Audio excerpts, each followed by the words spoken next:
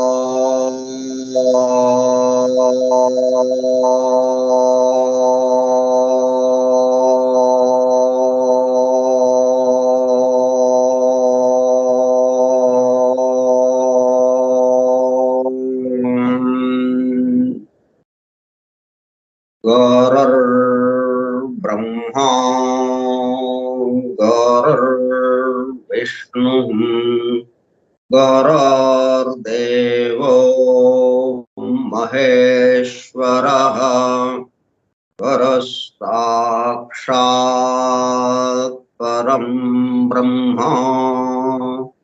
तस्मै श्री गुरवे नमः।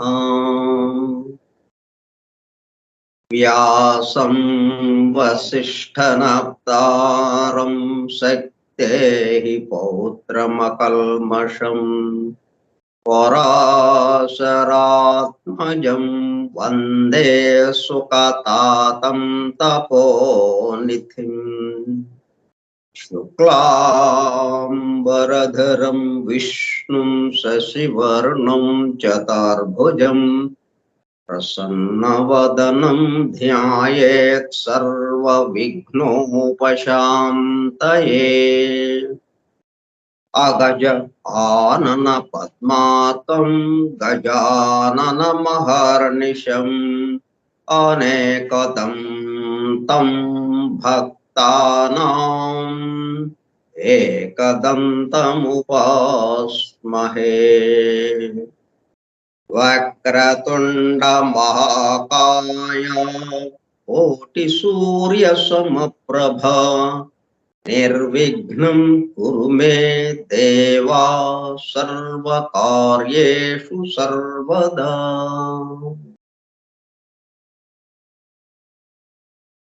सरस्वती नमस्तुभ्यं वरदे कामरूपिणी वेद्यारम्भं करिष्यामि सिद्धिर्भवतु मे सदा।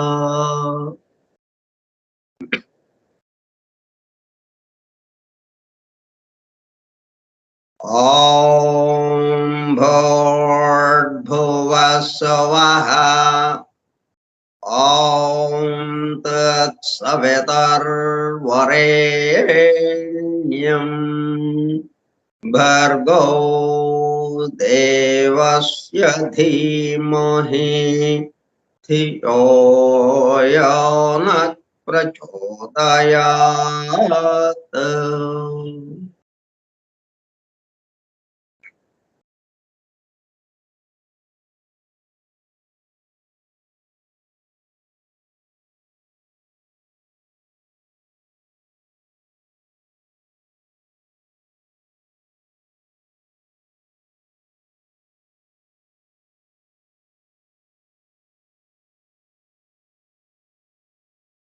वासुदेव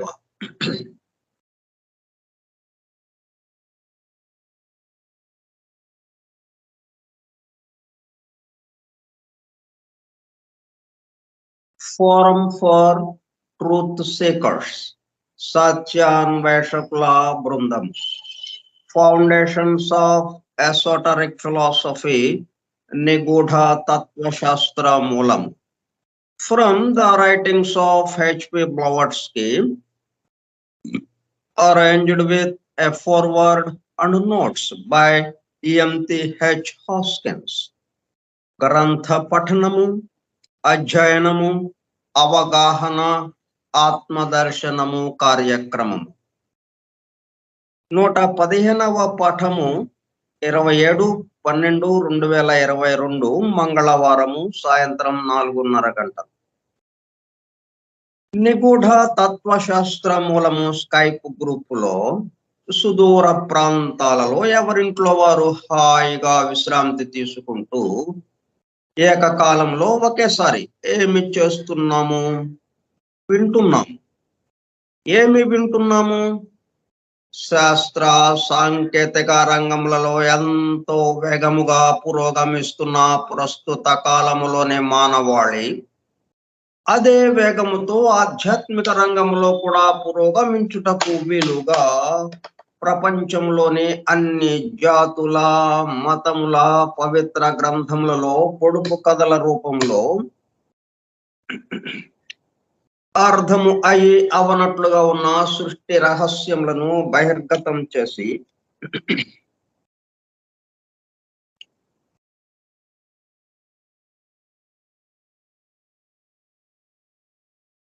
మానవాళికి అందించి వాటి అవగాహన ద్వారా ఆత్మదర్శనము పొందుట అను దివ్య ప్రణాళికను అమలు చేయుటకు పరమ గురువులచే ఎన్నుకొనబడిన మేడం హెలెనా పెట్రోనా బ్లవట్స్కీ తన జీవిత కాలమంతా శ్రమించి తన మాతృభాష కాని ఇంగ్లీషు భాషలో తన ద్వారా అత్యద్భుతముగా మానవాళికి అందింపబడిన Isis Unveiled, The Secret Doctrine, The Voice of the Silence, The Key to Theosophy గ్రంథములు అధ్యయనము చేసి వాటిలో ఇవ్వబడిన విషయములు పూర్తిగా అర్థము కాకపోవుటచే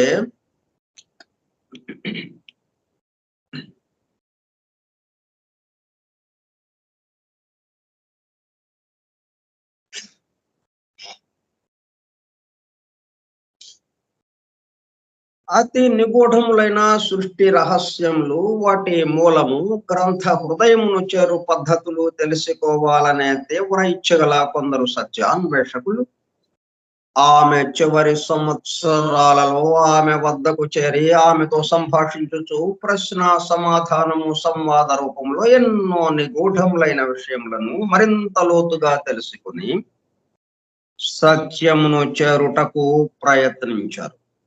ఆ ప్రసంగ విశేషాలు అన్ని వ్రాయబడి తదుపరి ట్రాన్సాక్షన్స్ ఆఫ్ ద బ్లవట్స్కీ లాడ్జ్ అనే గ్రంథముగా అందరికీ అందుబాటులోనికి వచ్చినది. తదుపరి వాటిని కలెక్టెడ్ రైటింగ్స్ ఆఫ్ బ్లవట్స్కీ వాల్యూమ్ 10 లో చేర్చడం జరిగినది.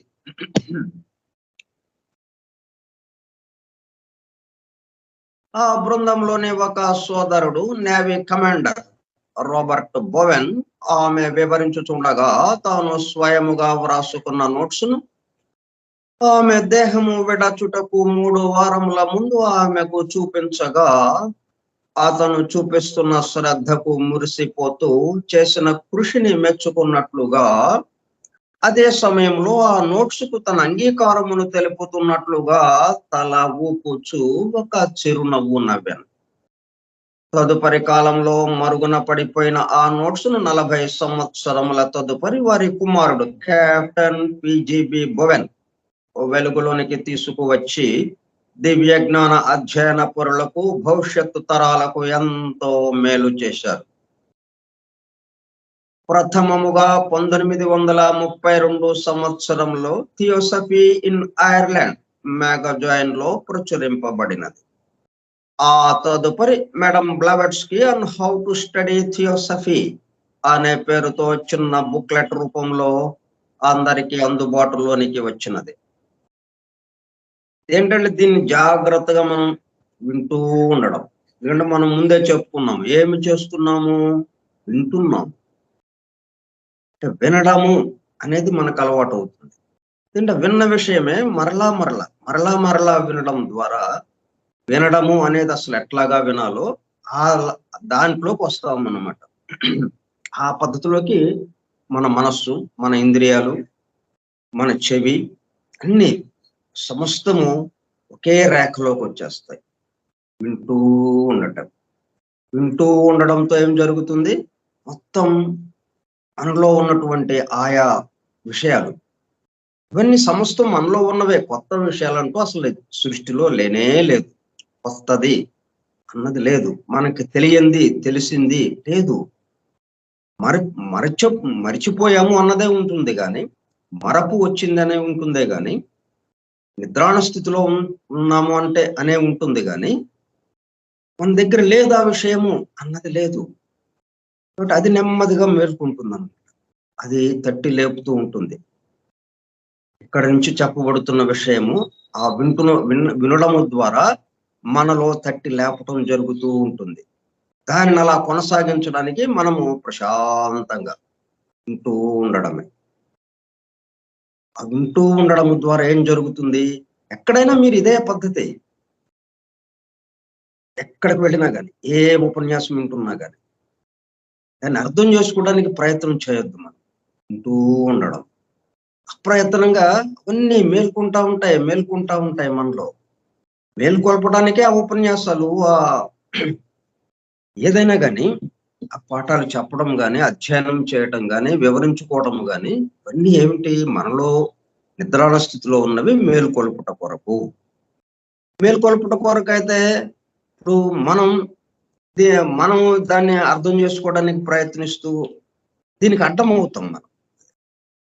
ఆ మేల్కొల్పటానికి, ఆ ప్రక్రియకి మనము అడ్డమైనట్టుగా అవుతుందన్నమాట. అవరోధం కలిగించినట్టుగా. మనం ప్రశాంతంగా మెదలకుండా ఉండడమే. జరగాల్సింది జరిగిపోతుంది.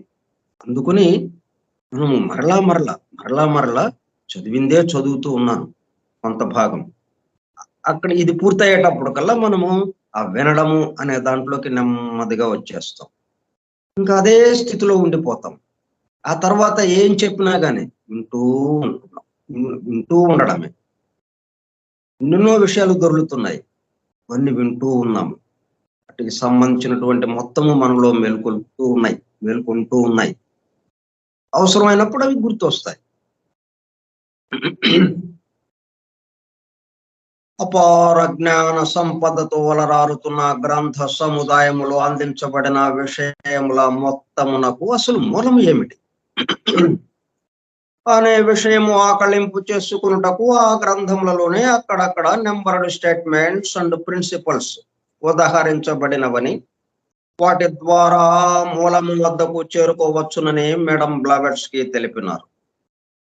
దానికి అనుగుణముగానే ఇంగ్లండ్కు చెందిన EMTH హాస్కిన్స్ అనునామె ఆ నెంబర్డ్ స్టేట్మెంట్స్ అండ్ ప్రిన్సిపల్స్ ను ప్రధానముగా ద సీక్రెట్ డాక్ట్రైన్ నుండి 7 ముఖ్య అంశములను, ఐసన్ వైల్డ్ నుండి 10 సంక్షిప్త అంశములను సేకరించి ప్రతి దానికి తాను స్వయముగా వ్రాసుకున్న వ్యాఖ్యను జత చేస్తూ foundations of esoteric philosophy from the writings of H.P. Blavatsky అను పేరుతో గ్రంథముగా కూర్పు చేయడము జరిగినది. వాటితో పాటు కమాండర్ రాబర్ట్ బోవెన్ వ్రాసి బ్లావెట్స్కీ ఆమోదము పొందిన నోట్స్ ను అనుబంధము A గా గ్రంథము చివర చేర్చడం జరిగినది. చివరగా గ్లాసరీ పారిభాషిక పదకోశము అనుబంధము B గా చేర్చబడినది.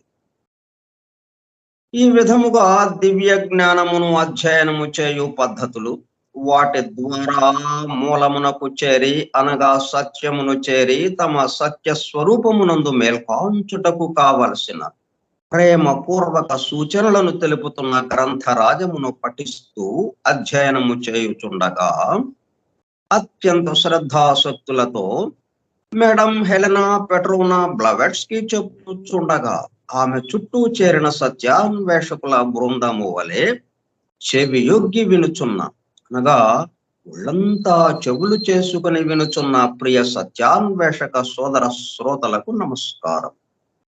దీని సంగతి.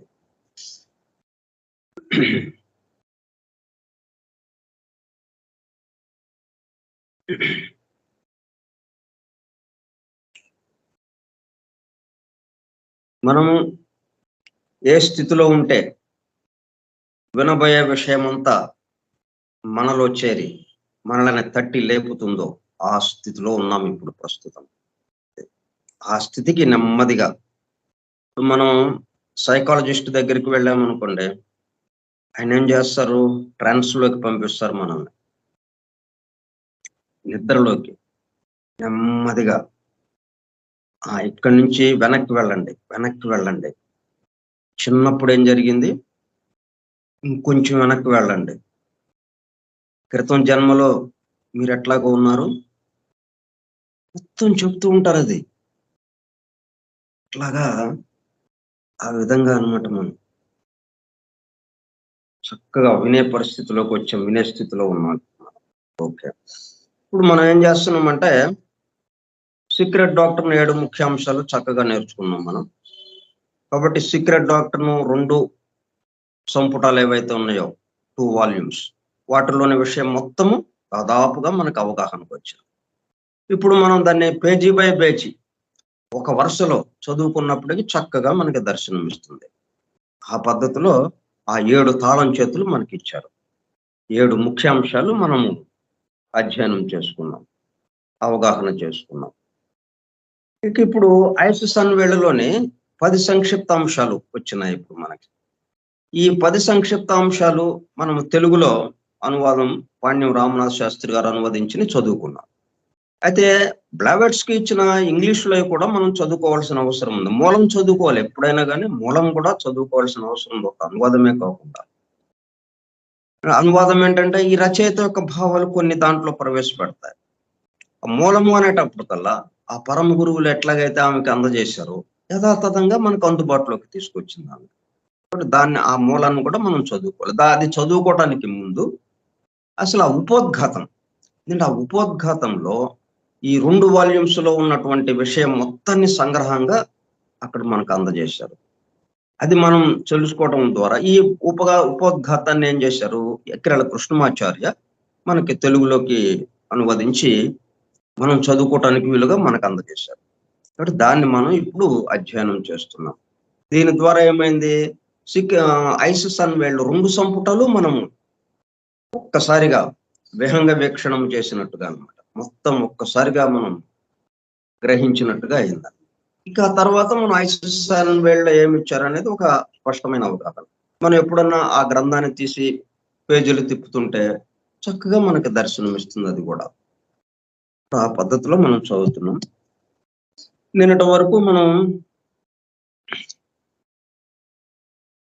పైథాగరస్, ప్లేటో, సోక్రటీస్ వీళ్ళు చెప్పినటువంటి సిద్ధాంతాలు, ఆ తత్వానికి సంబంధించినటువంటి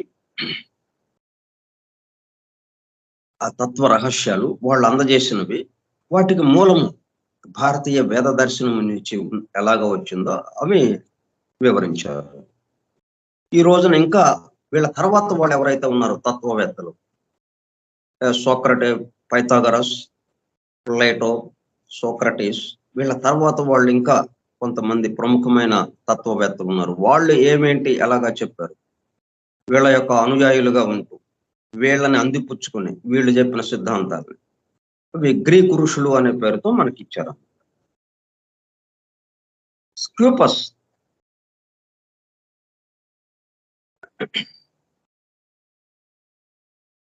ఆయన కూడా చాలా స్క్యూపస్ ఈయన ఎవరు, ప్లేటో మేనల్లుడు. ప్లేటోతో సన్నిహితంగా తిరిగిన వాడు చిన్నప్పటి నుంచి. కాబట్టి దాన్నే ఆపోజిషన్ పట్టి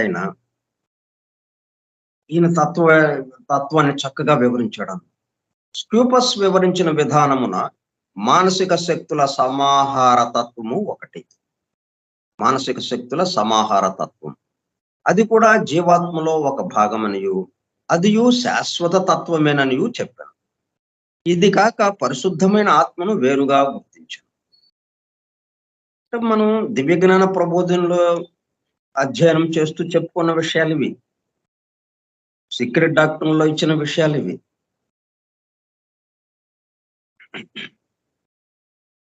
అరిస్టాటిల్, ఫిలోలస్ అను వారి వలనే అతడును ఆత్మ కూడా ఏథరనబడు భూతతత్వము నుండే వచ్చినదని అభిప్రాయపడను. అతని సిద్ధాంతము ప్రకారము అరిథోమ్ అను గ్రంథమునందు అతడు సృష్టికి 5 మూలభూతములు కలవని చెప్పి 5 విధములైన రేఖాగణిత యంత్రములతో వానిని సంకేతించాను. అలెగ్జాండ్రియన్ తాత్విక పరంపర వారు కూడా ఈ సిద్ధాంతంనే అవలంబించింది. ఫిలాలిథెన్స్ బోధలలో గల అనేక అంశములు శృతి సంప్రదాయములుగా సంక్రమించినవి గాని గ్రంథస్థము కాలేదు. ఒకరి నుంచి ఒకరికి శృతి సంప్రదాయంగా, గురువు నుంచి శిష్యుడు, మరలా ఈ శిష్యుడు గురువుగా మరి మిగతా శిష్యులకి ఇంకా తన దగ్గరకు వచ్చిన శిష్యులకి చెప్పడం, ఇట్లా శృతి సంప్రదాయంగా వచ్చిందని గ్రంథస్థంగా కాలేదు ఆయన యొక్క బోధనలు. వానిని గ్రంథస్థం చేసినచో అపాత్రులకు తెలియని అవకాశం ఉన్నదని అతని వాదన.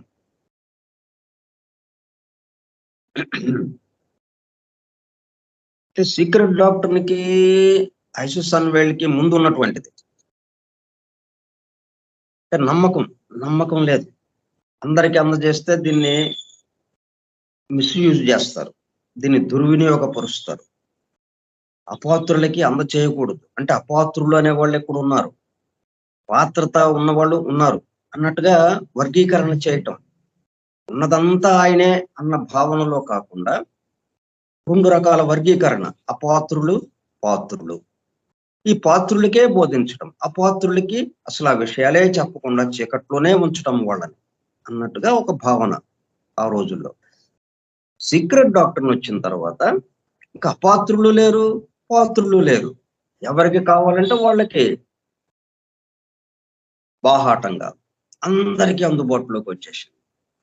మొత్తం సమస్త మానవాళి ఎవరు అందుకుంటే వాళ్ళకి సిద్ధంగా రెడీగా ఉందని అట్లా తీసుకొచ్చారు సీక్రెట్ డాక్టర్ తర్వాత. ఎందుకంటే మొత్తం దైవాంశకి సంబంధించిన వాళ్ళు.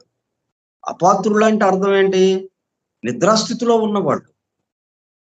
వాళ్ళని మేల్కొల్పాలి. మరి వాళ్ళు నిద్రాస్థితిలో ఉన్నారులే, నిద్రపోని అని వదిలేస్తే ఎలాగా? వాళ్ళని మేల్కొల్పాల్సిన అవసరము మేలుకున్న వాడి మీద బాధ్యత ఉన్నది. నిద్రపోయేవాడిని మేల్కొనాల్సిన, ఇప్పుడు 2 ఉన్నారు, నిద్రపోతున్న వాళ్ళు, మేల్కొని తిరుగుతున్న వాళ్ళు. ఈ మేల్కొని తిరుగుతున్న వాళ్ళు నిద్రపోతున్నారా, పోనీ మనమే ఇదంతా చేసుకుందాంలే, మనమే ఇదంతా అనుభవిద్దాం అన్నట్టుగా ఆ భావన రాకూడదు కదా. అరే వాళ్ళని కూడా లేపండి. ఏంటో ఇంకా నిద్రపోతున్నారు వాళ్ళు. గోదాదేవి ఏం చేస్తా ఉంది, లేపండి అంటుంది. వాళ్ళు నిద్రపోతున్నారా, పోనీ మనమే వెళ్ళి ఇక వ్రతాన్ని పూర్తి చేసుకుందాం అని అంటలేదు ఆమె. ఇట్లాగా ఈ సీక్రెట్ డాక్టర్ ఈ విధమైనటువంటి అవగాహన తెచ్చింది. లేపాల్సిన బాధ్యత మన మీద ఉన్నది. మేలుకున్న వాడి మీద నిద్రపోతున్న వారిని లేపవలసిన బాధ్యత ఉన్నది అని చెప్పినట్టుగా ఈ సీక్రెట్ డాక్టర్ మనకు అందజేయబడింది. ఇంక ఇక్కడ అపాత్రులు, పాత్రులు దీన్ని అందచేయకూడదు, దూరంగా ఉంచండి వాళ్ళని. రహస్యంగా చేయండి. ఇవన్నీ రహస్యము లేదు, మొత్తం బట్టబయలైపోయింది.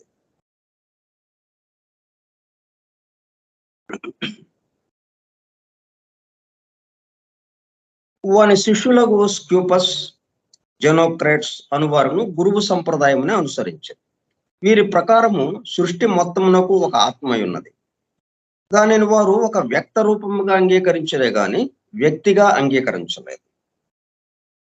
వ్యక్తిగా మనం చెప్తున్నామంటే అర్థం ఏంటి, దాన్ని మనం అర్థం చేసుకోవటానికి సంకేతంగా. అంతేనా, అక్కడ ఒక వ్యక్తి ఉన్నారని అనుకోవడం లేదు కదా మనం. బ్రహ్మ ఒక వ్యక్తి అక్కడ లేడు, ఒక శక్తి స్వరూపం, ఒక వెలుగు రూపం, అది ఒక వెలుగుగా ఉన్నది. అయితే దాన్ని అట్లాగంటే మనకి అర్థం చేసుకోలేము కాబట్టి మనం ఒక వ్యక్తిగా ఆ వ్యక్తిని కూడా ఎట్లాగా పెట్టాము, సంకేత రూపం, శిరస్సు నుంచి పాదం వరకు ఆయన రూపం మొత్తం, ఆయన ఆకారం మొత్తం ఆయన తత్వానికి సంబంధించిందిగా. ఆయన ఏమేం పనులు చేస్తారు, ఎలాగా ఆలోచిస్తారు, ఎలా భావిస్తారు, ఆయన ద్వారా ఏం జరుగుతూ ఉన్నది మొత్తం ఆ ఒక్క రూపంలో నుంచి మనం తీసుకోవచ్చు. మహావిష్ణువు శేషతల్పంపై క్షీర సముద్రంలో ఆ పాల సముద్రం పైన, శేషతల్పం పైన అలా పవళించి ఉన్నాడు. దాంట్లో ఎంత నిగూఢమైన సత్యాలు ఉన్నాయి. సృష్టి మొత్తానికి సంబంధించిన విషయాలన్నీ దాంట్లో చక్కగా సమకూర్చారు. అట్లా సంకేతంగా ఇవ్వబడ్డాయి అవన్నీ. కాబట్టి వ్యక్తి అని ఎవరు అనలేదు. వ్యక్తులని పురాణాల్లో ఉండేటప్పుడు కల్లా వీళ్ళు ఏం చేస్తున్నారంటే, తత్వవేత్తలు కొంతమంది దాన్ని వ్యక్తిగా అంగీకరించడం లేదు. బాగానే ఉంది. దానిని ఒక వ్యక్త రూపముగా అంగీకరించలే కానీ వ్యక్తిగా అంగీకరించలేదు. అనగా దానికి దేవతా తత్వమును వారు అంగీకరింపలేదు. వీరి మతము ప్రకారము ఆది తత్వమూర్తికి అస్తిత్వము లేదు. ఆది తత్వము అంతర్లీనమై ఉండి నానాత్వమును అవలంబించినప్పుడే అస్తిత్వము కలుగును. సృష్టి వ్యక్తమైనప్పుడు మాత్రమే ఆది తత్వం ఉన్నట్టుగా తెలుస్తుంది మనకి. లేకపోతే ఆది తత్వం ఉందో లేదో ఎలా తెలుస్తుంది? తెలుసుకునేవాడు ఉన్నప్పుడు కదా తెలియబడేది. బౌద్ధ నిగూఢ తత్వం యొక్క సారము వీరి సిద్ధాంతములలో కనిపించు. ఇట్లా ప్రపంచవ్యాప్తంగా ఏ విధంగా ఈ తత్వానికి సంబంధించి, ఈ ఆత్మ విద్యకి సంబంధించి, బ్రహ్మ విద్యకి సంబంధించి ఏమేమి సిద్ధాంతాలు, ఏమేమి సంప్రదాయాలు ఉన్నాయి, వారి ఆలోచన విధానం ఎలాగా ఉన్నది, ఇవన్నీ ఒక్క చోటకి తీసుకొచ్చింది మేడం బ్లావెట్స్కి. అంతకు ముందు వరకు ఎవరిది వాళ్ళదే అన్నట్టుగా ఉంది. ఒకళ్ళకి దానికి సంబంధించి ఇంకొకళ్ళకి తెలియదు. ఆ ప్రాంతం వరకే, అక్కడి వరకు వాళ్ళకి తెలుసు అంతే. ఆ ప్రాంతంలో వాళ్ళు ఎక్కడైతే ఉన్నారో వాళ్ళకు చుట్టూ ఉన్నటువంటి కొంత ప్రాంతానికి మాత్రమే అది పరిమితం. అట్లా ఎక్కడ ఈమె ప్రపంచం మొత్తము ప్రదక్షిణ చేసి, భూప్రదక్షిణ చేసి, భూమంతా చుట్టొచ్చి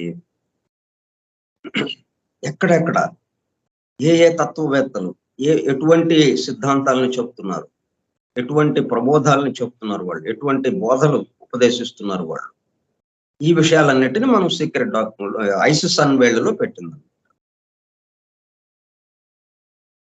దీనివల్ల ఏంటంటే సమగ్రంగా ఈ మొత్తానికి సంబంధించి ఆత్మ విద్యకి సంబంధించి ఒక రూపం ఏర్పడినట్టుగా అయిందనమాట. ఈ మొత్తాన్ని ఒక చోటకి చేరిస్తే ఒక స్పష్టమైనటువంటి ఆత్మ విద్యకి సంబంధించి, సృష్టికి సంబంధించి, ఈ సృష్టి రహస్యాలకి సంబంధించిన సమగ్ర వివరాలు మనకి అందుబాటులోకి వచ్చినాయి. దీనివల్ల ఒక మానవుడు దైవతత్వమును భావించినప్పుడు అది అతని మనస్సుపై ప్రతిబింబించిన దైవభావమే గాని దేవుని సత్య స్వరూపము కాదు.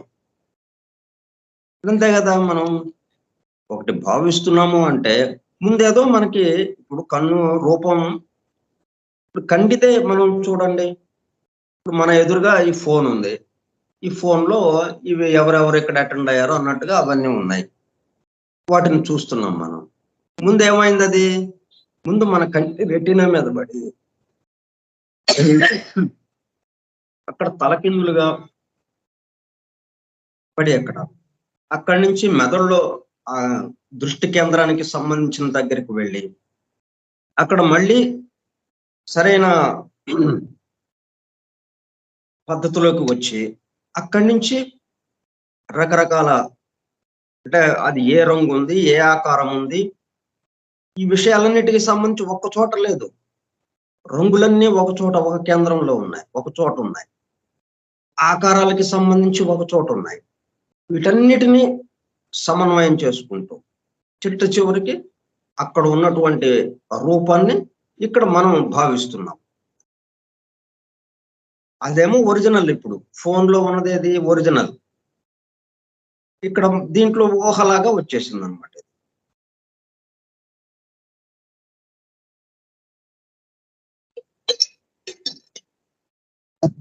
అట్లాగే దైవం అనే భావన మనలోకి వచ్చేటప్పుడు కల్లా అది పరిమితం అయిపోతుంది. మానవుడు చూచున్నది తన ఆత్మ యొక్క వెలుగుగా ప్రతిబింబించిన భావమే. అంటే మనం చూసేదంతా ప్రతిబింబమే, ప్రతిబింబించిందే మనం భావిస్తున్నాము. దాన్నే మనం అది అక్కడ అలాగ ఉంది అని అనుకుంటున్నాం. అంతకన్నా మించి భావించుటను అతడు భరింపలేడు. అర్థం ఎంత నిర్మలముగా నుండునో ఈ దైవం యొక్క ప్రతిబింబము అంత స్పష్టముగా అనుభవింపబడును. కానీ ఈ యుద్ధమున బాహ్య ప్రపంచము మాత్రము అంతర్దృష్టితో చూచుతున్నప్పుడు కనిపించదు. పరవశుడైన యోగ సాధకుని యందు గాని, ఆత్మజ్యోతిని దర్శించిన ద్రష్ట యందు గాని, ఆత్మజ్యోతి మధ్యాహ్న సూర్యుని వలె ప్రకాశించును. భౌతిక విషయములకు లొంగిన వానిలో ఈ జ్యోతి తిరోహితమగు. అంటే పొరలు పొరలుగా ఉండేటప్పుడు కల్లా మధ్యాహ్న సూర్యులాగా ప్రకాశించటం. సూర్యోదయానికి ముందు మసక మసకగా ఉన్నట్టుగా, సూర్యాస్తమయం తర్వాత మసక మసకగా ఉన్నట్టుగా అట్లా ప్రకాశిస్తూ ఉంటుంది ఆత్మ. చాలా మసకగా అసలు చీకటిలో ఉన్నట్టుగా కూడా ఉండొచ్చు, అసలు కనపడకుండా కూడా ఉండొచ్చు. ఆ పొరల వల్ల భౌతికమైన విషయాలతో మనం పరిమితంగా ఉన్నప్పుడు ఆ విధంగా అది ప్రతిబింబిస్తుంది. అతని యుద్ధమునందు భౌతికములైన పొరలు మరకలు సాకుటయే దీనికి కారణం. అట్టి వ్యక్తులు దేవునిలో వారు దర్శింపగల భాగమును లేదని తిరస్కరించుచు ఇతర మానవులలో ఆత్మీయునది కూడా లేదని చెప్పుదు. ఎట్లా కుదురుతుంది అది? మేఘాలు అడ్డుపడినంత మాత్రాన సూర్యుడు లేడని చెప్పగలమా? ఇట్లా మనం చూడటం లేదు, మనకు అందుబాటులోకి రావటం లేదు, మనం దర్శించలేకపోతున్నాము అంటే మనకి లేడనా? మనలో ఆత్మ లేదనా? మనం ఆత్మస్వరూపము కాదనా? ఆత్మస్వరూపం కాదనా? లేదు. నిద్రాణ స్థితిలో ఉంది. ఆ పొరలు భౌతిక విషయాల పట్ల ఆసక్తితో భౌతిక విషయాల్లో పూర్తిగా నిమగ్నమై ఉండటం వల్ల ఆ భౌతిక పొరలు ఏవైతే ఉన్నాయో అవి ఈ ఆత్మ జ్యోతిని కప్పేసి ఉన్నాయి. దానివల్ల ఆత్మజ్యోతి ప్రకాశింపట్లేదు. ఈ పొరలు నెమ్మదిగా కరిగిపోతాయి. అంటే ఈ పొరలను కూడా ఆ భగవంతుడిగా మనం చూడగలిగితే, నిన్న పొరలు మనం పెట్టుకున్నామా? అంత శక్తి ఉందా మనకి? పొరల్ని ఏర్పాటు చేసుకున్న శక్తే మనకుంటే ఈ ఆత్మజ్యోతిని దర్జాగా అనుభవించవచ్చు మనం. అంటే మనకు ఆ శక్తి లేదు. భౌతికంగా మనం వచ్చామంటే సృష్టిలో భాగంగా, ప్రణాళికలో భాగంగానే అది పూర్తిగా స్థూల దానికి పూర్తిగా పరిమితమైన దానిలోకి మనల్ని పెంచబడ్డాం మనం. మరలా అక్కడి నుంచి నెమ్మదిగా కొంత శిక్షణ ద్వారా ఈ పరిణామంలో అభివృద్ధి చెందటం ద్వారా ఆ పొరలు నెమ్మదిగా, ఆ పొరలు కూడా భగవంతునికి సంబంధించినవే. ఎట్లాగైతే గుడ్డు పై డెప్ప ఎట్లాగైతే ముందు అవసరమో, డెప్ప లేకపోతే లోపల కోడి లోపల తెల్ల సొన అట్లాగే పచ్చ సొన అవి ఉండటానికి అవకాశం లేదు. డెప్ప ఉన్నందువల్ల తెల్ల సొన పచ్చ సొన అలాగే నిలబడి ఉన్నది, రక్షింపబడుతూ ఉన్నది. ఎప్పుడైతే ఆ తెల్ల సొనని ఆహారంగా స్వీకరిస్తూ ఆ పచ్చ సొన నెమ్మదిగా కోడిగా మారిపోయిందో, కోడి పిల్లగా మారిపోయిందో, ఇక మొత్తం కోడి పిల్ల పూర్తిగా అయిపోయింది, లోపలంతా ఖాళీ వచ్చేసి అప్పుడు అప్రయత్నంగా ఆ డెప్ప పగిలిపోతుంది. ఆ డెప్పని పొడుచుకొని ఆ పిల్ల బయటకు వచ్చేస్తుంది. ఇక డెప్పతో పని లేదు. అట్లాగా ఈ పొరలన్నీ కూడా ఆ విధంగా మనకి రక్షణగా ఉన్నాయి. లోపల మనకి ఎప్పుడైతే ఆ దైవ భావనకేసి పూర్తిగా వెళ్ళు మనలో మేల్కొంటూ ఉంటుందో నెమ్మదిగా, ఆ మేల్కొనే దానికి తగినట్టుగా ఈ పై డెప్ప ఈ పొరలన్నీ కూడా మొత్తం రాలిపోతాయంటే అవి కూడా మనకి దైవంలో భాగంగా అయిపోతుంది, దైవాంశలో భాగంగా అయిపోతుంది. ఇక మనకి ఏ అడ్డంకులు లేవు, సమస్తము దైవముతో నిండి ఉంటుంది. ఆ పొరలు అలాగే ఉంటాయి. మనకి దీంట్లో డెప్ప పగలగొట్టుకుని రావడం అనేది ఈ ఉదాహరణలో ఉంది. కానీ మన ఉదాహరణకి అది ఊరికే మనం అర్థం చేసుకోవడం కోసం ఆ ఉదాహరణ, అది చాలా పరిమితమైనది ఆ ఉదాహరణ. ఇక్కడికి వచ్చేటప్పటికల్లా పొరలు చీల్చడం ఏం లేదు, పొరలు కూడా దైవము అన్న దాంట్లోకి వచ్చేస్తాం. ఎక్కడ చూసినా సమస్తము దైవమే కనిపిస్తుంటుంది. ఇక తీసేయాల్సింది ఏం లేదు. లేకపోతే ఏమవుతుంది, పొరల్ని తీసేయాలి కదా, పొరలు మనకు అడ్డం ఉన్నాయి, అందుకని పొరలన్నిటిని తీసేయండి, మనకు ఆత్మజ్యోతి చక్కగా కనిపిస్తుంది అంటే ఆ తీసేయని ఎక్కడ పెట్టాలి వాటిని? అంటే భగవంతుడికి కాని చోట పెట్టాలి. అది ఉందా? భగవంతుడు కాని చోటు ఉందా? ఇక్కడ లేదు. అందుకని మనం ఏంటంటే ఇక ఈ స్థితికి వచ్చేటప్పుడు కల్లా పూర్తిగా మేల్కొన్న స్థితికి వచ్చే కులది సమస్తము దైవమయముగా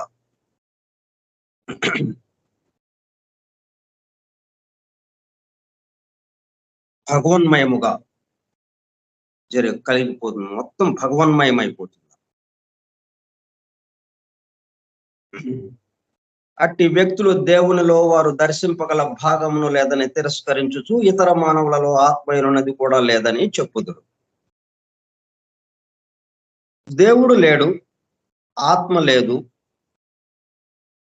ఇట్లాగ చెప్పేటప్పుడు కల్లా ఏమవుతుంది అంటే మేము దర్శించాము, వీళ్ళు దర్శించలేకపోతున్నారు కాబట్టి ఇళ్లలో లేదు అన్నట్టుగా చెప్పే సిద్ధాంతాలు కొన్ని వచ్చినాయి.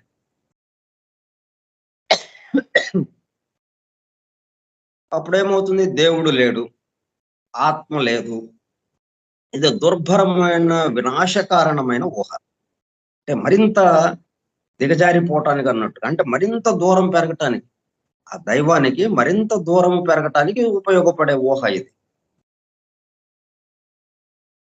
దేవుడు లేడు అని ఎట్లా చెప్పగలుగుతున్నాము? ఆ మాట ఎక్కడి నుంచి వస్తూ ఉంది? ఆ పరా దగ్గర నుంచి వస్తా ఉంది. అంటే దైవం యొక్క ఆధారముతోనే, ఆత్మ యొక్క ఆధారముతోనే ఆ మాటలు మాట్లాడుతున్నాము. మనం ఏదైతే ఎక్కడైతే నిలబడి మాట్లాడుతున్నామో, మనం నిలబడ్డ చోటు లేదంటున్నాం. మనం కుర్చీలో కూర్చుని కుర్చీ లేదంటున్నాం. పిల్లవాడు కూడా అనడే అలాగా అంటాడా మరి? ఈ విషయంలో మనం ఓకే. మనం ఈ విషయానికి వచ్చినప్పటికల్లా కుర్చీలో కూర్చుని, కుర్చీ లేదండి నేను ఇలా కూర్చున్నాను అంతే. బాగా ఆ కూర్చున్న పోస్చర్‌లో కుర్చీలో కూర్చుంటే ఎలాగా ఉంటానో అలాగ కూర్చున్నాను. అంతేగాని నేను కుర్చీలో కూర్చోలేదు. నాకు దగ్గర కుర్చీ లేదు నాకు. నాకు కుర్చీ కనపడడం లేదు అని అన్నామనుకోండి, చుట్టూ ఉన్న వాళ్ళు అది గొప్ప విషయం అంటారా? లేకపోతే ఎగతాళి చేస్తారా? ఈ పిచ్చెక్కిందని అంటారు కదా! చెప్పిన వాడిని. ఎదురుగా కుర్చీ కనిపిస్తుంటే ఆ కుర్చీలో కూర్చొని కుర్చీ లేదంటాడేంటి అని అంటాం కదా! అటువంటిదన్నమాట ఈ వాదన. దేవుడు లేడు. లేడంటే ఏంటి? అసలు దేవుడు అంటే ఏంటి? అన్న భావన తెలియకపోవటం వల్ల.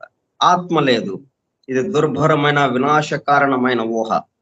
నాస్తికుడు అనబడు పిచ్చివాడు అనుభవించు పీడకల ఇది. అంటే ఈ భావం కూడా ఎక్కడి నుంచి వచ్చింది? ఆ పరా దగ్గర నుంచే వస్తూ ఉన్నది. ఆ దైవం దగ్గర నుంచే, ఆ విశ్వాత్మ దగ్గర నుంచే వస్తూ ఉన్నది. నాటకం ఇది, నాటకం. ఇన్ని సరదాగా ఎన్నెన్ని రకాలైన విషయాలు వస్తాయో అన్ని రకాల విషయాలు దీంట్లో జరుగుతూ ఉంటాయన్నమాట. వాటిని చూసి మనం ఇట్లా ఉందా అని చెప్పి ఆశ్చర్యపోవటమే గాని మనం దాన్ని వ్యతిరేకించాల్సిన అవసరం ఏమి లేదు. సప్తమైన అతని కంటి దృష్టికి నిర్విరామమైన బ్రహ్మాండపు రవ్వలు కొన్ని జ్ఞానమును పేర మెదలుచుండును. ఈ రవ్వలను ఎవ్వరూ సృష్టింపలేదు. అవియే అస్తిత్వమంది పెరుగుచు కనిపించుచున్నవి. అవి అచ్చట నుండి రాలేదు. అవి కదలుటకు కారణము లేదు. ఎటు పోవుచున్నవో తెలియదు. బౌద్ధులు చెప్పిన నిర్వాణమునకు కూడా ఇట్టి నాస్తిత్వ స్థితినే వీరు వ్యాఖ్యానముగా చెప్పుచున్నారు.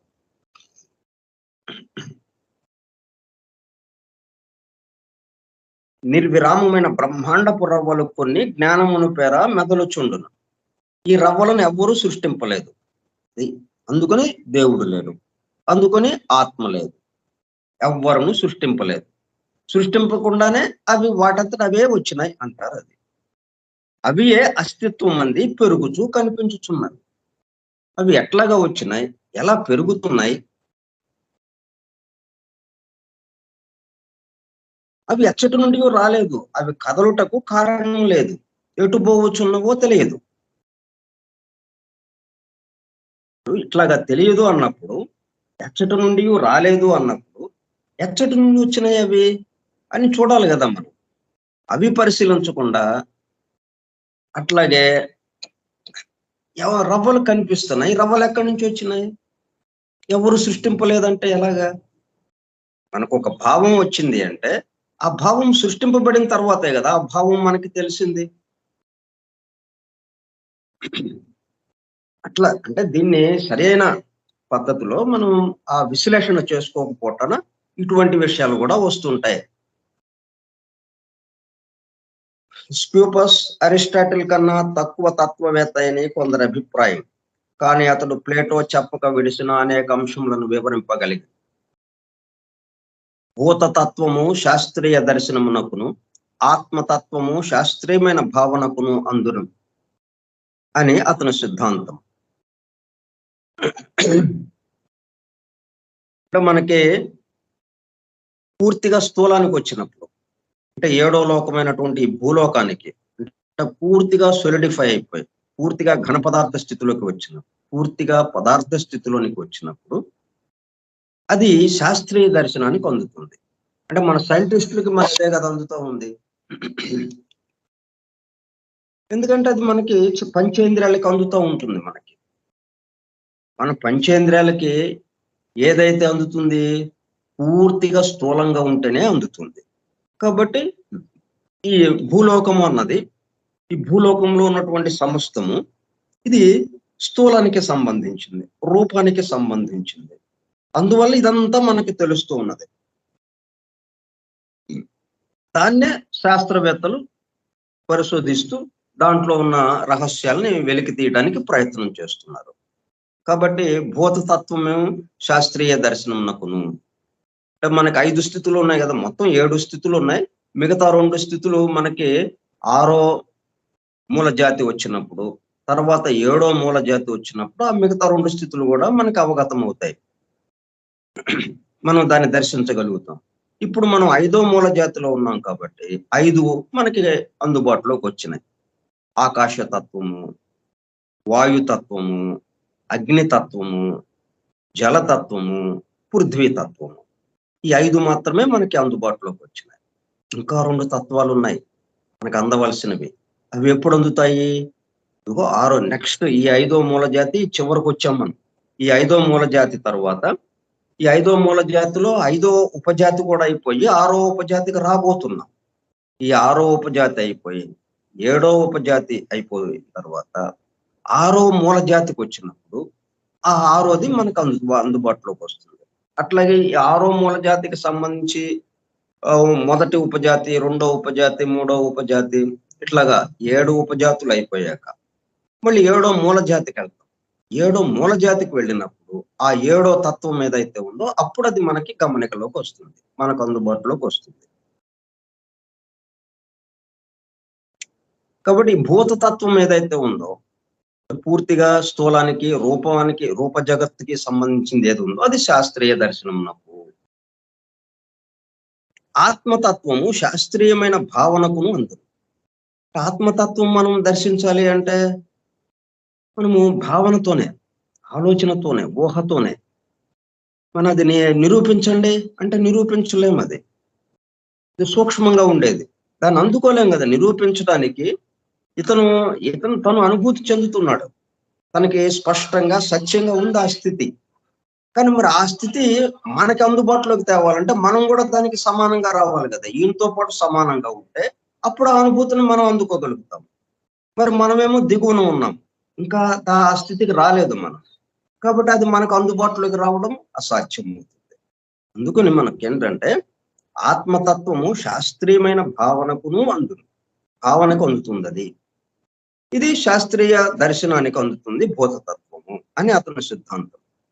జెనోక్రాటస్ కూడా పైథాగరస్ తత్వ సిద్ధాంతమును అవలంబించి అతని అంకెల, గణిత, సంకేతముల పరిగణనమును ఉత్తమముగా పాటించాడు.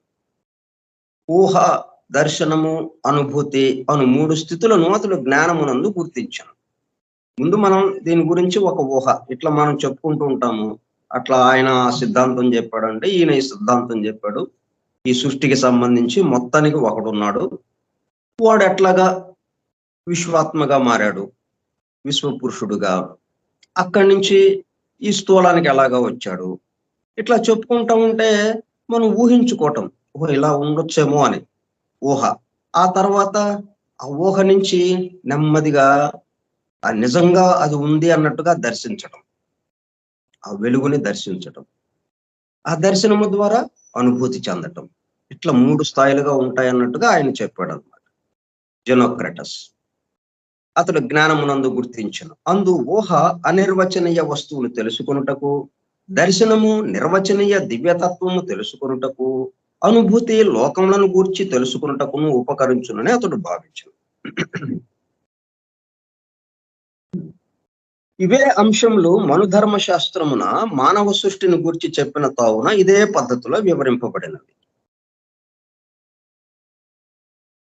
కొత్త విషయాలుగా ఏమి లేదు, అంతకుముందు ప్రతిపాదింపబడినవే, అంతకుముందు తెలియజేయబడినవే, అంతకుముందు దాని మీద దాన్ని వివరించుకుంటూ ఉన్న పద్ధతులు అవన్నీ మనుధర్మ శాస్త్రంలో ఈ స్పష్టంగా వివరింపబడినవి.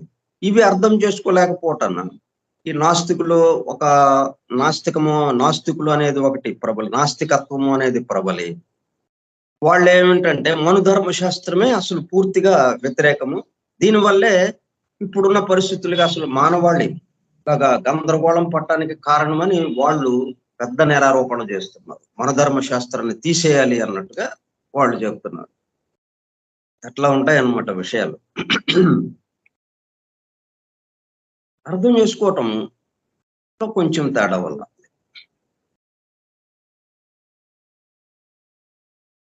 పరమ పురుషుడు తనలో నుండి అమృతత్వమును నిశ్వాసము చేయను. మనం ఎప్పుడు కూడా చెప్పుకుంటానే ఉంటాం ఇలాగా. ఈ సృష్టి స్పేస్ పల్సేట్స్, ఈ చోటు ఉచ్ఛ్వాస, ఈ చోటు ఏం చేస్తూ ఉంది? శ్వాస క్రియ చేస్తూ ఉన్నది. చోటు ఉచ్ఛ్వాస నిశ్వాసాలు నిరంతరం జరుపుతూ ఉన్నది కాబట్టి ఈ చోటులో ఉన్నటువంటి సమస్త మానవాళి, సమస్త జీవులు, అది అణువు నుంచి మానవుడి దాకా, దివ్య మానవుడి వరకు ఎవరైనా కానీ ఈ సృష్టిలో ఉన్నటువంటి ప్రతి అణువణువు విశ్వాసము ఉచ్ఛ్వాసము చేయవలసినది. ఉచ్ఛ్వాస నిశ్వాసాలు లేకుండా జీవి అనేది లేదు, అణువు అనేది లేదు. ఎందుకని? స్పేస్ పల్సేట్స్, ఈ చోటంతా ఆ కార్యక్రమంలోనే ఉంది. చోటు మొత్తం ఉచ్ఛ్వాస నిశ్వాసములతో, ఆ చోటులో ఉన్నాం కాబట్టి మనందరము ఉచ్ఛ్వాస నిశ్వాసాలకి సంబంధించిందిగా ఉన్నాం. మన ఇష్టం లేదే ఉచ్ఛ్వాస నిశ్వాసాలు, నేను చేయనులేండి ఉచ్ఛ్వాసము, కుదరదు. ఎందుకంటే ఉచ్ఛ్వాస నిశ్వాసము చేసే చోటులో మనం ఉన్నాం కాబట్టి తప్పనిసరిగా మనము దాన్ని అందుకోవాల్సిందే. మనం మానవుడిగా ఉచ్ఛ్వాస నిశ్వాసాలు చేస్తున్నాం అనుకున్నాం, జీవించి ఈ దేహం విడిచాము అంటే ఇక్కడ ఏమంటాము? చివరి శ్వాస, తుది శ్వాస విడిచాడండి అంటాము. అంటే ఇక చనిపోయాడు అన్నట్టుగా, మరణించాడు అన్నట్టుగా మనము తుది శ్వాస విడిచారు అని మనం చెప్పుకుంటాం. అయితే ఇక శ్వాస లేదా? ఉంది. భౌతిక దేహం ఒక్కటే వదిలింది వాడు. ఇంకా మామూలు ఈ శరీరం ఉంది, కామ శరీరం ఉంది, మనోమయ శరీరం ఉంది, కారణ శరీరం ఉంది. ఈ శరీరాలతో ఉన్నాడు, ఆ జీవాత్మ ఇంకా ఉన్నాడు ఈ శరీరాలతో. అంటే కామ శరీరముతో, కామలోకంలో కామ శరీరముతో అక్కడ ఉచ్ఛ్వాస నిశ్వాసాలు చేస్తూ ఉన్నాడు. ఉచ్ఛ్వాస నిశ్వాసాలు ఆగలేదు. ఏ లోకానికి వెళ్ళినా కానీ ఆ ఉచ్ఛ్వాస నిశ్వాసాలు జరుగుతూనే ఉంటాయి. కాబట్టి పరమ పురుషుడు తనలో నుండి అమృతత్వమును నిశ్వాసము చేయును, దీనికి మృతి లేదు. ఇట్లు వ్యక్తము చేయబడిన తత్వమునకు అతడు అహంకరణమును సగి దానికి సర్వాధికారములు ఇచ్చను. ఈ మొత్తమే మానవుడు. ఈ మానవునకు అతడు విజ్ఞానము, త్రిగుణములు, పంచేంద్రియములు అనబడు అంశములుగా పనిచేయు. ఇట్టి విషయములను వివరించుటకై భావములకును అంకెలకును గల సంబంధమును జెనోక్రటస్ కనిపెట్టను. అంటే పరమ పురుషుడే ఈ విధంగా వ్యక్తము చేయబడిన తత్వమునకు అతడు అహంకరణమును వస్తుంది, దానికి సర్వాధికారములు ఇచ్చాను. ఈ మొత్తమే మానవుడు. ఆ పరమ పురుషుడే ఇక్కడ మానవుడుగా వ్యక్తమయ్యాడు. ఈ మానవునకు అతడు విజ్ఞానము, త్రిగుణములు, పంచేంద్రియములు అనబడు అంశములుగా పనిచేయు. ఎవరు పనిచేస్తున్నారు? ఆయనే. ఈ మానవునకు అతడు అంటే వ్యక్తము చేయబడిన తత్వమునకు ఆ పరమ పురుషుడు అతడే విజ్ఞానముగా పనిచేస్తున్నాడు, త్రిగుణములుగా పనిచేస్తున్నాడు, పంచేంద్రియములుగా పనిచేస్తున్నాడు. అన్ని ఎవరు పనిచేస్తున్నారు? పరమపురుషుడే ఈ ఉచ్ఛ్వాస నిశ్వాసల రూపంలో. ఇట్టి విషయములను వివరించుటకై భావములకును అంకెలకును గల సంబంధమును జెనోక్రేటస్ కనిపెట్టాను. వీటన్నిటిని మనం ఊరికే ఊహగా అందిస్తే అందుకోలేం. మనకి తెలిసిన వాటిని చెప్పుకుంటూ వస్తే త్వరగా మనం గ్రహించడానికి అవకాశం ఉంది. అందుకని ఈ సంకేతాలన్నీ వచ్చినాయి. సంకేతాలు ఎందుకు వచ్చినాయి? ఉన్నది ఉన్నట్టు మనం చెప్పలేం, చెప్పినా మనం గ్రహించలేం. ఎందుకంటే ఆ విషయం మనలో నిద్రాణ స్థితిలో ఉంది, అది మేల్కొనాలి.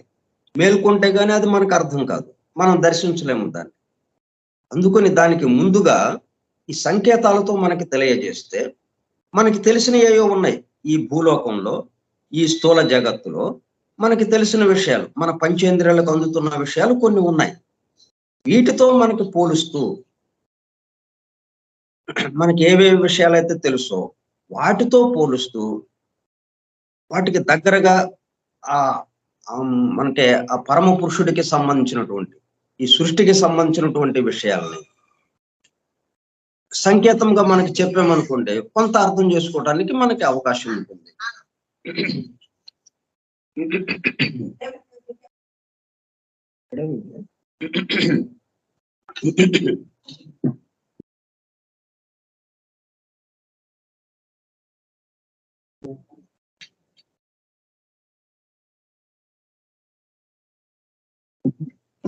ఎందుకంటే మనకి తెలిసిన వాటితో వివరిస్తే మనం త్వరగా గ్రహించడానికి వీలవుతుంది. ఇప్పుడు మనకి మహావిష్ణువు రూపం చేస్తున్నాము, అట్లాగే వెంకటేశ్వర స్వామి 4 చేతులు, 2 చేతుల్లో ఏమున్నాయి? శంఖము, చక్రము. అంటే ఈ శంఖము, ఈ చక్రము ద్వారా ఇది మనకి తెలుసు. శంఖము ఊదితే ధ్వని వస్తున్నది, చక్రము గుండ్రంగా తిరుగుతుంది. ఈ 2 విషయాలు మనకు అవగతం అవుతుంది కదా, ఎవరు పెద్ద చిన్న పిల్లడు కూడా తెలుస్తుంది ఇది. దీన్ని తెచ్చి దేశము కాలము అనే సృష్టికి సంబంధించినటువంటి ప్రధానమైన విషయం, మూల విషయం, అది సృష్టికి మూలము దేశము కాలము. ఆ రెండిటికి సంకేతంగా ఈ శంఖము చక్రము వాడారు. ముందు శంఖము చక్రం గురించి కొంత అవగాహన ఉంది మనకి. దానివల్ల దేశం అంటే ఇదనమాట, చోటు శబ్ద గుణకము.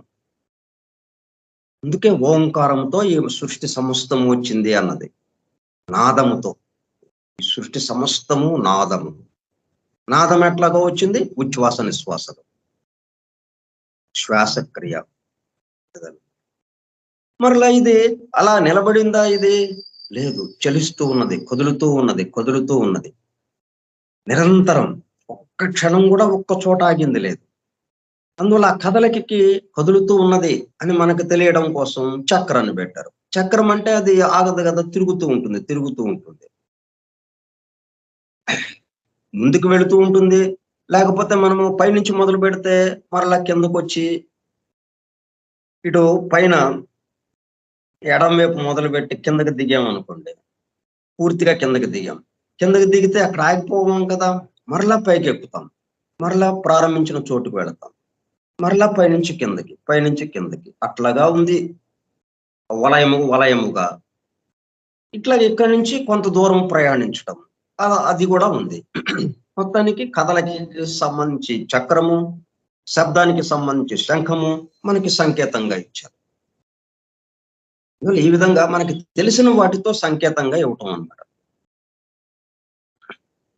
అందుకని ఇట్టి విషయములను వివరించుటకై భావములకును అంకెలకును గల సంబంధమును జెనోక్రేటస్ కనిపెట్టను. ప్లేటో కూడా తన సిద్ధాంతమును ఎక్కువ భాగము గ్రంథస్థము చేయక సంభాషణల రూపమున బోధించి సృష్టిలోని అదృశ్య తత్వములకు వ్యాఖ్యానము చేస్తాడు. ప్లేటో ఏం చేశాడంటే వీటినన్నింటిని నాటకాలుగా మార్చాడు అనమాట. నాటకం అంటే ఏంటి?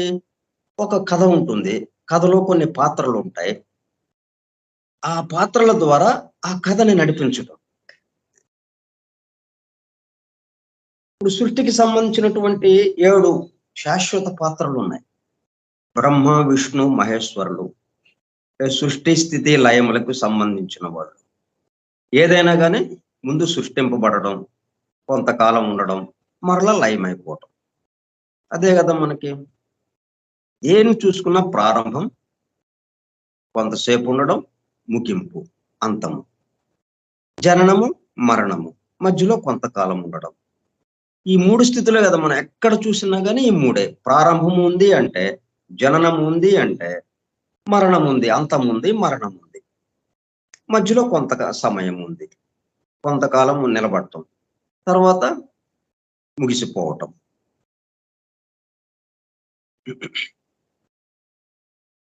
ఇప్పుడు ఈయన ఏం చేశాడంటే, ఇట్లాగా ఈ ప్రధానమైనటువంటి సృష్టి నిర్వహణలో, సృష్టిని నిర్మాణం చేయడంలో, సృష్టిని నిర్వహించడంలో, ఆ సృష్టిని ప్రళయంలోకి తీసుకువెళ్ళడంలో, ఈ సృష్టిని ఎవల్యూషన్లో పరిణమింపజేయటం, ఈ సృష్టి అలాగా యథాతథంగా ఉండకుండా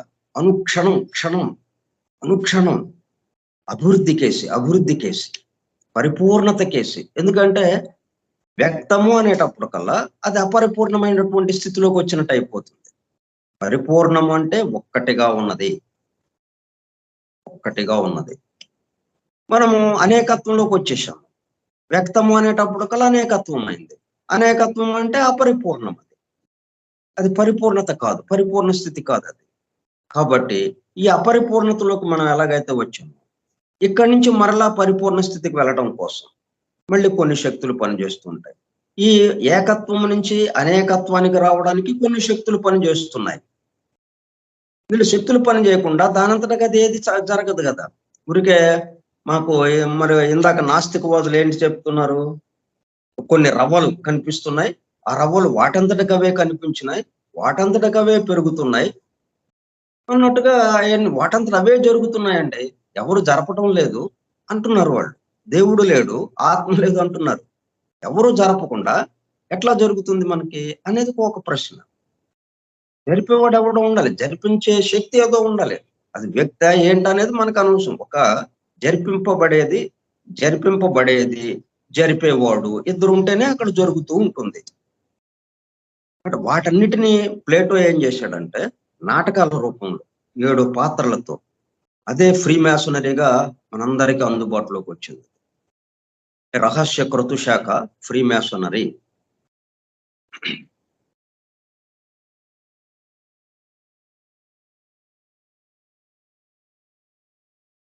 ఆ పద్ధతిలో ఆయన సంభాషణ రూపంలో, అంటే ఇక్కడ ఏమవుతుందనమాట, ఆ పాత్ర వేసేవాడు ఇంకొకటి ఎవడో వచ్చి బ్రహ్మ పాత్ర వేయాలి. బ్రహ్మ పాత్రకి సంభాషణలు రాశాడు. నాటకం ఒకడు రాశాడండి, నాటక రచయిత ఒకడు ఉన్నాడు, నాటకాన్ని రాశాడు. నాటకం అంటే కొన్ని పాత్రలు, ఆ పాత్రలకి సంబంధించిన కొన్ని సంభాషణలు, ఆ సంభాషణల ద్వారా కథంతా నడుపుకురావటం, అది కదా.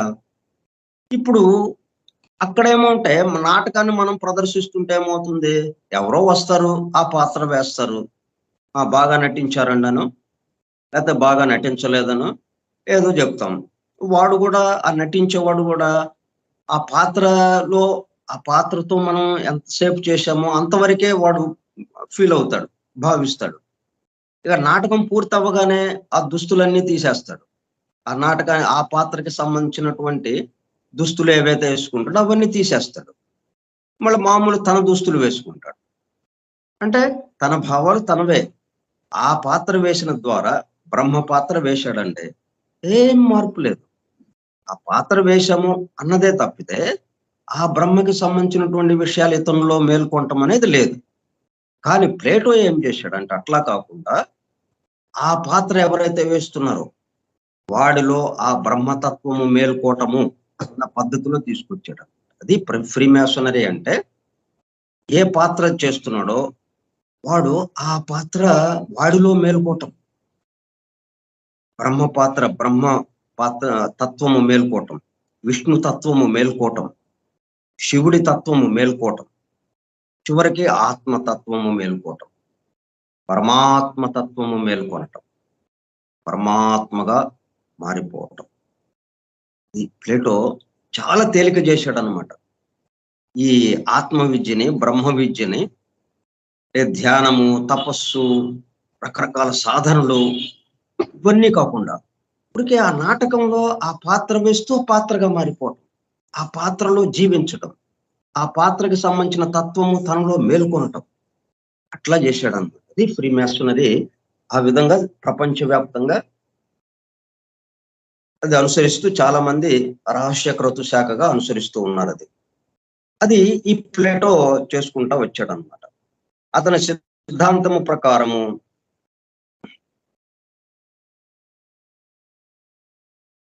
ఆత్మ ప్రకృతి పురుషుల సమ్మేళనమున ఉద్భవించినది.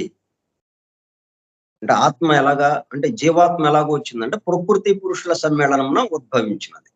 అంటే ప్రకృతి పురుషులు ఎక్కడ మొత్తం పరమాత్మ దగ్గర రెండుగా విభజింపబడింది. ఆయన యొక్క సంకల్పము రాగానే సంకల్పము ఆయన ప్రకృతి పురుషుడుగా బయలువెడలింది. ఆ సంకల్పమే ప్రకృతి పురుషుడుగా బయలువెడలి వాళ్ళిద్దరు యొక్క సంగమం వల్ల ఈ ఆత్మ దగ్గర నుంచి ఈ సృష్టి ఇలాగా వచ్చింది అనేది దానిని అతడు ఒక స్వయం నిర్వాహకమైన అంకెగా గుర్తించాడు. దీనిని ఖండించి థియోఫ్రాస్టస్ అను తాత్వికుడు బ్రహ్మాండ పరిణామ సిద్ధాంతంను స్థాపించాడు. ఒక్కొక్కరు ఒక్కొక్క పద్ధతిలో బ్రహ్మాండమందు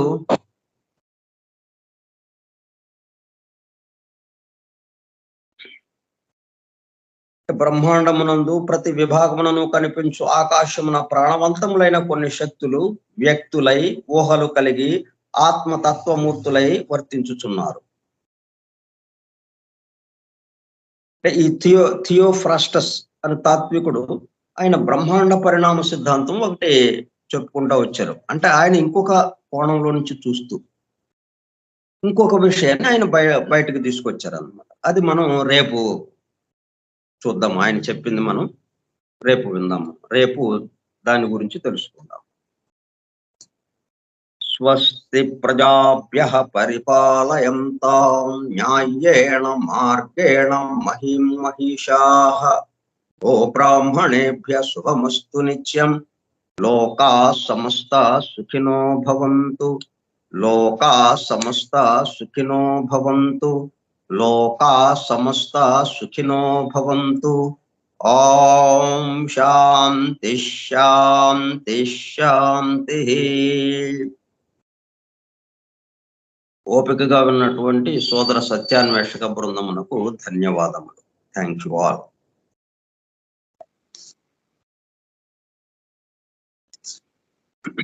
Thank you, sir. Thank you, sir. Okay.